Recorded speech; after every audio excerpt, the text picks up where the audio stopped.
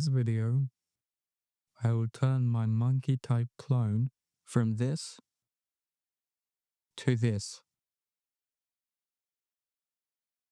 featuring tons of quality of life and feature updates. I have improved the user interface, fixed words per minute counting, and added a better typing effect. I also started working on other features. Enjoy. First of all, I'm implementing a feature that makes it so the program doesn't count an error if the last press was an error. This is so that you can spam them.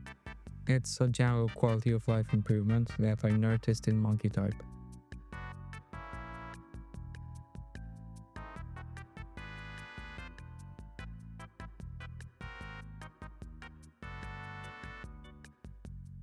Next, I'm going to be adding a rich text box because I'm going to be working on an improved typing effect, and I'm going to have to change the font of selected parts of the text, and only a rich text box supports that.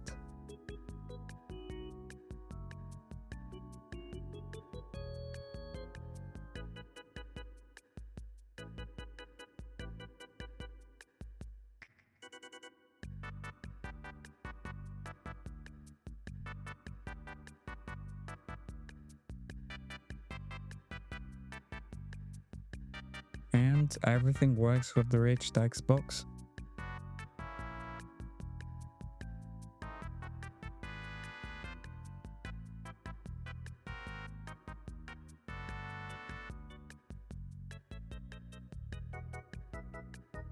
Next, I'm going to be adding the actual code for changing that text.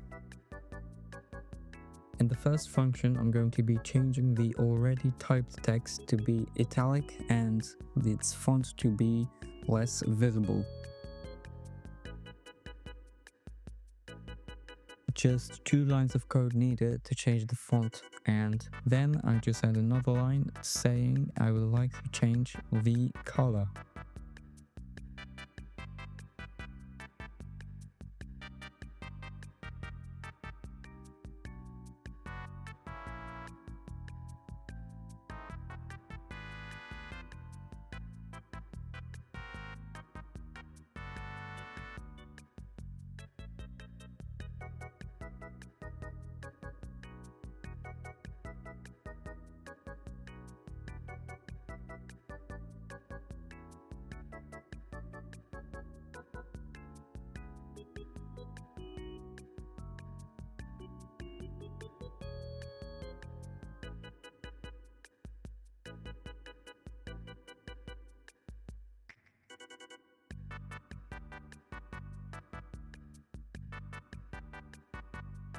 Finally, I just call the function.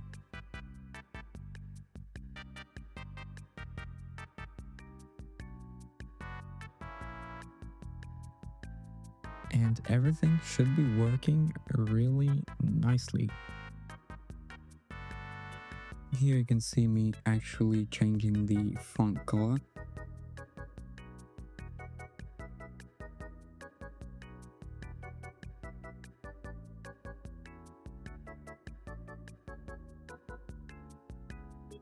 And it looks even better. Next, I'm going to add a function that will show you have you made an error. It's going to change the font color to red.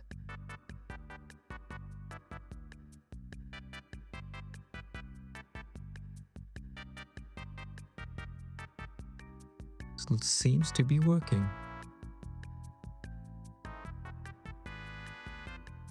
Then for some reason I added 4 variables for the colors used in the program. This is a start to a theme selector feature I'll probably work on in the future.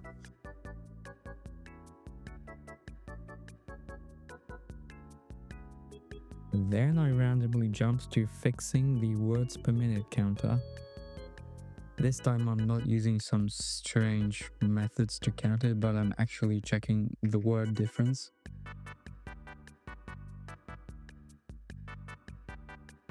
And this is how it looks so far. The words per minute are actually accurate.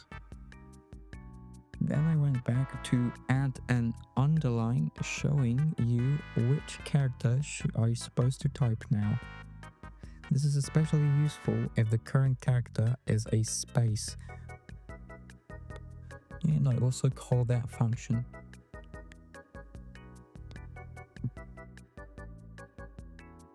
And there seems to be some error because the text is red, so I just have to change the color to white. And it's working real nice. Next, I go to the settings and adding new colors.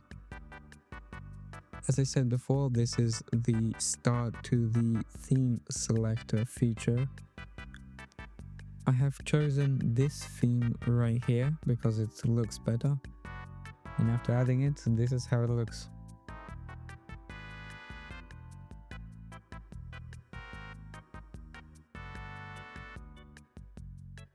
Time for some UI improvements. Let's make the UI experience better and declutter it a bit.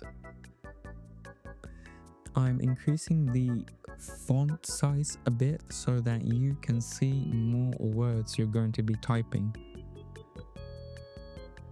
Then I'm moving some UI elements. I'm also changing their size to be smaller. And I'm changing the timer to be bigger.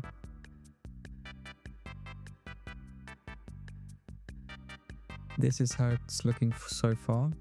And I must say it's a huge improvement. The UI is way better.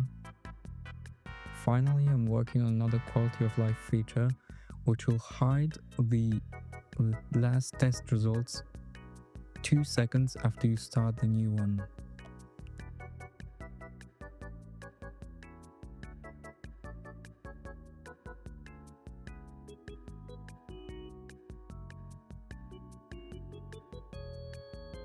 Here you can see I just finished one, and 2 seconds after another one, it's gone. That was about 2 hours. Let's do a final showcase. Here is the program. I can start a typing test. As you can see, it's way better with the text not disappearing, the font changes, and the underlying character. Previously, I sometimes got stuck because I didn't know what should I type, the space or the letter.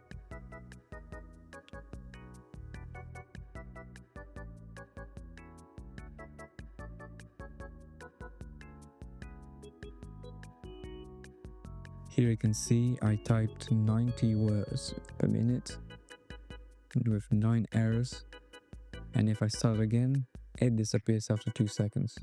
There's also a restart feature, which works really nice because previously it was bugged. That's it. Thanks for watching.